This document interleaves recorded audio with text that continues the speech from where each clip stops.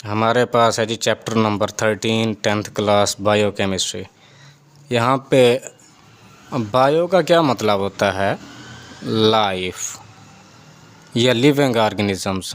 Life या living organisms. और chemistry का क्या मतलब होता है? Chemical reactions. इसका मतलब क्या होता है कि branch of chemistry that deals with the study of chemical reactions occurring in living organisms. तो ये आपके पास कि deals with the chemical reactions occur in living organisms. उसके बाद आपके पास क्या आता है जी? कार्बोहाइड्रेट्स। ये भी यहाँ पे एक चीज़ के आपको सिर्फ वर्ड का मीनिंग आना चाहिए। जैसे कार्बो है, इसका मतलब क्या है? कार्बन। और हाइड्रेट्स, इसका क्या मतलब है? Water, H2O। अब इसकी जो डेफिनेशन है, उस डेफिनेशन हमारे पास क्या होती है कि carbohydrates are micromolecules defined as polyhydroxy aldehyde और कीटोन। अब इस डेफिनेशन को समझने के लिए हम ये दो स्ट्रक्चर्स देखते हैं, ग्लूकोज एंड फ्रक्टोज के। ये आपके पास क्वेश्चन भी आता है कि give the open chain formula of या give the open chain structure of glucose and fructose. देखिए दोनों का फार्मूला सेम है, मॉलिक्यूलर फार्मूला C6H12O6। इसका भी क्या है? C6H12O6। अब यहाँ पे सिर्फ फ़र्क क्या होता है कि ग्लूकोज में जो होता है वो एल्डिहाइड एक फंक्शनल ग्रुप होता है। ये आपके पास क्या है? एल्डिहाइड एक फंक्शनल ग्रुप है, एल्डिहाइड एक। जबकि फ्रक्टोज में क्या होता है? कीटोन एक फंक्शनल ग्रुप होता है, कीटोन एक फंक्शनल ग्रुप होता है। अब इसमें देखें, एक हाइड्रॉक्सिल ये है, एक हाइड्रॉक्सिल ये है, एक हाइड्रॉक्सिल ये है, एक हाइड्रॉक्सिल ये है, एक। तो इसमें अगर हम देखें तो हमारे पास क्या है?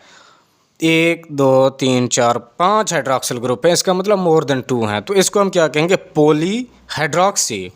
अब चूंकि इसमें एल्डिहाइड एक फंक्शनल ग्रुप है, इसमें क्या है? कीटोन एक। तो हम क्या कहेंगे? पॉली हाइड्रॉक्सी एल्डिहाइड और कीटोन। तो ये डेफिनेशन आपके पास जो थी वो यही थी कि carbohydrates are micromolecules defined as poly hydroxy aldehyde और कीटोन। अब यहाँ पे दोनों में है क्या फ़र्क? क्या है इसका क्वेश्चन भी आता है फ्रक्टोज एंड ग्लूकोज का स्ट्रक्चर का। थर्ड कार्बन जो है इसमें क्या है? हाइड्रॉक्सिल ग्रुप लेफ्ट साइड पे। यहाँ भी थर्ड कार्बन जो होगी उसमें, अब देखें ये फर्स्ट कार्बन, ये सेकंड, ये थर्ड। ये जो थर्ड कार्बन है यहाँ पर हाइड्रॉक्सिल ग्रुप क्या होगा? लेफ्ट साइड पर। यहाँ भी हाइड्रॉक्सिल ग्रुप क्या होगा? लेफ्ट साइड पर। बाकियों में हाइड्रॉक्सिल ग्रुप हाइड्रोजन लेफ्ट पे होगा, हाइड्रॉक्सिल राइट पे होगा। यहाँ भी आप देख सकते हैं हाइड्रोजन लेफ्ट पर, यहाँ। तो आपने 6 कार्बन बनाने हैं। इसमें आपने जो थर्ड कार्बन हो गया यहाँ पे हाइड्रॉक्सिल ग्रुप लेफ्ट साइड पे लगा देना है और हाइड्रोजन राइट पर, जबकि बाकियों में हाइड्रोजन लेफ्ट पर लगाना है और हाइड्रॉक्सिल राइट पर। सेम एज इट इसमें भी यहाँ पे एल्डिहाइड एक फंक्शनल ग्रुप लगा देना, ग्लूकोज में एंड फ्रक्टोज में कीटोन एक। तो आप ये माइंड में रखिएगा कि ग्लूकोज एंड फ्रक्टोज में क्या डिफरेंस है। ग्लूकोज में एल्डिहाइड एक फंक्शनल ग्रुप होता है, जबकि कीटोन में फ्रक्टोज में कीटोन एक फंक्शनल ग्रुप होता है। ये आपके पास।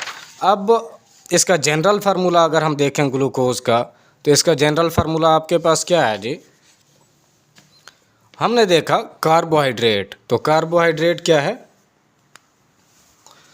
कार्बो का क्या मतलब है? कार्बन। और हाइड्रेट्स का क्या मतलब है? वाटर। इसका मतलब जितने कार्बन होंगे, ये CnH2O(N), ये इसका जनरल फार्मूला है। इसका क्या मतलब है कि जितने आपके पास कार्बन होंगे उतने ही आपके पास वाटर मॉलिक्यूल्स होंगे। अब इसके बाद इसकी क्लासिफिकेशन की बात करते हैं कार्बोहाइड्रेट्स की। कार्बोहाइड्रेट को 3 क्लासेस में डिवाइड किया जाता है। एक आपके पास क्या है? मोनोसैकेराइड, सेकंड वन आपके पास ओलिगोसैकेराइड एंड थर्ड वन आपके पास पॉलीसैकेराइड। अभी यहाँ पे एक क्वेश्चन आता है कि give the balanced chemical equation of glucose and glucose. देखें ग्लूकोज कैसे बनता है? फोटोसिंथेसिस के ज़रिए बनता है। फोटोसिंथेसिस के लिए आपके पास 4 चीज़ें चाहिए होती हैं। एक आपके पास कार्बन डाइऑक्साइड, एक आपके पास वाटर का मॉलिक्यूल, मतलब 6 कार्बन डाइऑक्साइड के मॉलिक्यूल होंगे, 6 आपके पास वाटर के मॉलिक्यूल होंगे, साथ में सनलाइट एंड क्लोरोफिल, ये ज़रूरी हैं। और उसके रिज़ल्ट में आपके पास क्या बनता है? Glucose and oxygen as a by product बनती है। तो ये आपके पास बैलेंस्ड केमिकल इक्वेशन है, ये आपके पास क्वेश्चन आ सकता है कि give the balanced chemical equation for the formation of glucose. तो आपने क्या लेना है, 6 कार्बन डाइऑक्साइड के मॉलिक्यूल लेने हैं, 6 वाटर के मॉलिक्यूल लेने हैं। इसके रिजल्ट में आपके पास क्या बनेगा, इन the presence of sunlight and chlorophyll. इसके रिजल्ट में आपके पास क्या बनेगा, ग्लूकोज एंड साथ में क्या बनेगा, ऑक्सीजन बनेगा। ये वो ऑक्सीजन है जो प्लांट रिलीज़ करते हैं और एनिमल्स या लिविंग बाकी जो ऑर्गेनिजम्स हैं वो इनहेल करते हैं इन रिस्पिरेशन के ज़रिए। ये आपके पास बायोकेमिस्ट्री की डेफिनेशन हमने समझी, कार्बोहाइड्रेट की डेफिनेशन, उसकी classification, general formula, glucose and fructose का ओपन चेन स्ट्रक्चर। इसी तरह आपके पास balanced chemical equation for the formation of glucose हमने देखी। अभी नेक्स्ट वन आपके पास क्या आता है जी, characteristics of monosaccharide, oligosaccharide and polysaccharide. अब यहाँ पे करेक्टरिस्टिक की बात करते हैं। सबसे पहली करेक्टरिस्टिक क्या है, यहाँ पे एक चीज़ समझें, ओलिगोसेक्राइड जो होता है इसको डाइसेक्राइड भी कहते हैं। अब यहाँ पे मोनोसेक्राइड, इनको हम कंपेयर करके पढ़ते हैं ताकि समझने में क्या हो, याद करने में भी आसानी हो।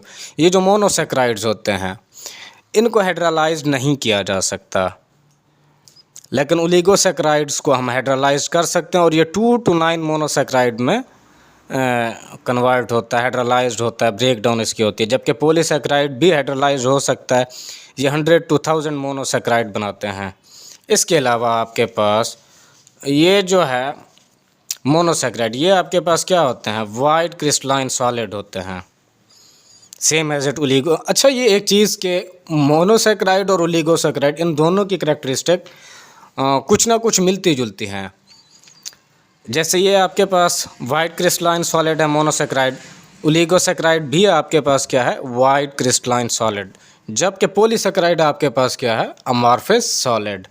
इसी तरह हम अगर बात करें मोनोसेक्राइड की, देखें आपके पास शुगर है, चीनी जो घर में इस्तेमाल करते हैं, वो क्या होती है, दानेदार होती है, वाइट क्रिस्टलाइन होती है, सॉलिड फॉर्म में होती है। इसके अलावा वाटर में क्या होती है, सोल्यूबल होती है। और उसका अगर टेस्ट की बात करें उसकी, तो वो क्या होता है, स्वीट होता है, स्वीट एंड टेस्ट होती है।